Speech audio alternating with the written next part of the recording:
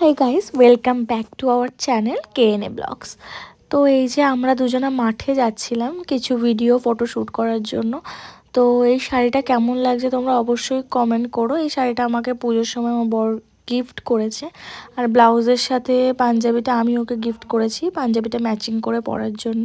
তো এই যে আমাকে ঘোমটা দিয়ে কেমন লাগবে ওর ওটা দেখার ইচ্ছা করছিল।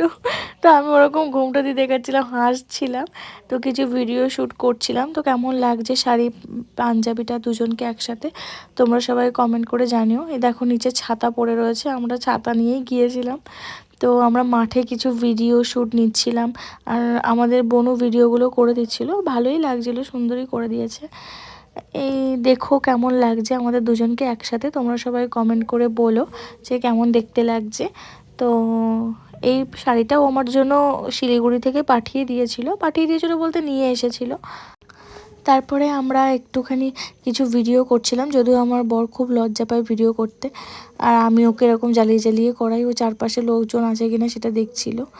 তো ওকে আমি বলি একটা কথা, ও কোনো কিছু না শুধু চুমু খেতেই পারে ভিডিওর মধ্যে, আর ওর কোনো কাজ নেই।